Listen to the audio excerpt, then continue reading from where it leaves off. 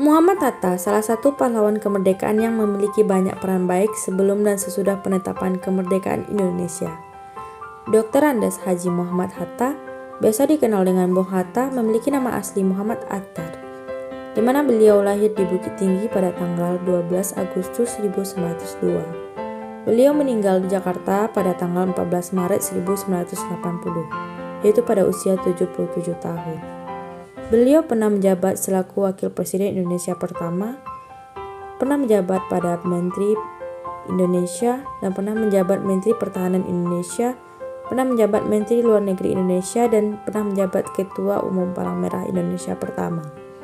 Beliau memiliki istri yang bernama Rahmi Rachim dan dikaruniai 3 orang anak, yang pertama Meutia Hatta, Gemala Hatta, dan Halidah Hatta. Muhammad Hatta lahir dari keluarga ulama di Minangkabau, yaitu di Provinsi Sumatera Barat. Beliau menempuh pendidikan dasar di Sekolah Melayu Bukit Tinggi dan kemudian melanjutkan ke Sekolah LLS di Padang. Saat usia 13 tahun, beliau telah lulus ujian masuk ke HBS di Batavia, yang dikenal dengan Jakarta. Namun ibunya menginginkan Hatta agar tetap di Padang dahulu, mengingat usianya yang masih muda. Akhirnya, Bung Hatta melanjutkan studi ke Mulo, Padang. Baru kemudian pada tahun 1919 beliau pergi ke Batavia untuk studi di HBS. Saat masih sekolah menengah di Padang, Muhammad Hatta telah aktif di organisasi seperti Jong Sumatera Bond Cabang Padang dengan posisi sebagai bendahara. Pada usia 17 tahun, Hatta lulus dari sekolah tingkat menengah dengan hasil yang baik. Setelah kelulusannya tersebut, beliau berangkat ke Batavia untuk melanjutkan studi di Sekolah Tinggi Pedagang Prince Hendrik School. Di Batavia, beliau juga aktif di Jong Sumatera Bond Pusat serta juga memiliki posisi sebagai bendahara. Lalu pada tahun 1921, Bung Hatta pergi ke Rotterdam, Belanda untuk belajar ilmu perdagangan dan bisnis di Nederland, atau Rotterdam School of Commerce, yang kini menjadi Erasmus University. Di sana, beliau bergabung dalam Perhimpunan India dan tinggal selama kurang lebih 11 tahun. Pada tanggal 27 November 1956, Bung Hatta memperoleh gelar kehormatan akademis yaitu Dr. Honoris Causa dalam ilmu hukum dari Universitas Gadjah Mada di Yogyakarta. Kesadaran politik Hatta makin berkembang karena kebiasaannya menghadiri ceramah-ceramah atau pertemuan-pertemuan politik. Muhammad Hatta memulai pergerakan politiknya ketika beliau mulai sekolah di Belanda pada tahun 1921 hingga 1932. Pada saat itu beliau masuk organisasi Industries-Vereniging yang awalnya adalah organisasi biasa, namun berubah menjadi organisasi politik setelah adanya pengaruh dari 3 serangkai yaitu Ki Hajar Dewantara, Cipto Mangkukusumo, dan Dues Dengker. Pada tahun 1923, Hatta menjadi bendahara dan mengelola majalah Hindia Putera yang lalu berganti menjadi Indonesia Merdeka.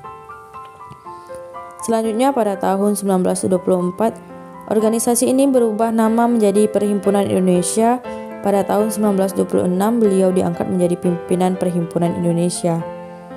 Di bawah kepimimpinannya, perhimpunan ini lebih fokus mengamati perkembangan pergerakan di Indonesia dengan memberikan banyak ulasan dan banyak komentar di media massa Indonesia. Pada tahun 1927, Muhammad Hatta mengikuti sidang bertema Liga Menentang Imperialisme, Penindasan Kolonial, dan Untuk Kemerdekaan Nasional di Frankfurt, Jerman. Dalam sidang ini ada gelagat dari pihak komunis dan utusan dari unit Soviet ingin menguasai sidang ini, sehingga penilaian Hatta pada komunis menjadi negatif dan tidak bisa percaya terhadap komunis. Pada tanggal 25 September 1927, Hatta bersama Ali Sastromijoyo ditangkap oleh penguasa Hindia Belanda atas tuduhan mengikuti partai terlarang yang berhubungan dengan Semaun.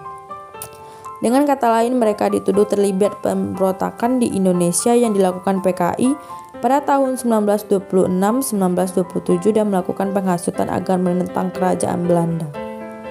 Muhammad Hatta sendiri mendapat hukuman 3 tahun penjara. 3 tokoh penting ini dimasukkan ke dalam penjara di Rotterdam hingga akhirnya mereka bebas karena semua tuduhan tidak bisa terbukti. Sampai pada tahun 1931, Muhammad Hatta mundur dari kedudukannya dan berhenti dari PI agar ingin fokus skripsi. Akibatnya PI jatuh ke tangan komunis dan dikontrol langsung oleh Partai Komunis Belanda ditambah juga campur tangan dari Moskov. Setelah tahun 1931, PI mengencam keras kebijakan Hatta yang membuat Hatta ditendang keluar dari organisasi. Sekembalinya Hatta dari Belanda, ia ditawari untuk masuk kalangan sosialis merdeka. Sebenarnya beliau menolak masuk dengan alasan ia harus berada dan berjuang hanya untuk Indonesia. Namun, pemberitaannya media di Indonesia waktu itu mengatakan bahwa Hatta bersedia menerima kedudukan tersebut sehingga Soekarno menuduhnya kurang konsisten. Kemudian pada tahun 1934 beliau diasingkan ke Bovendigul selama 1 tahun. Setelah menjalani masa pengasingan di Bovendigul, beliau dipindahkan ke Banda Neira.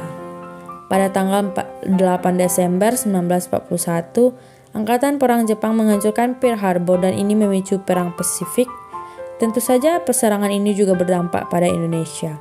Dalam keadaan seperti itu, pemerintah Belanda memerintahkan untuk memindahkan orang-orang buangan yang ada di Digul, termasuk Hatta dan Sutasyarin untuk dipindahkan ke Sukabumi pada Februari 1942. Dari cerita tersebut dapat disimpulkan bahwa Hatta merupakan sosok seorang yang memiliki sifat cinta tanah air, taat beribadah, demokratif, pandai berorganisasi, dan memiliki wawasan yang luas.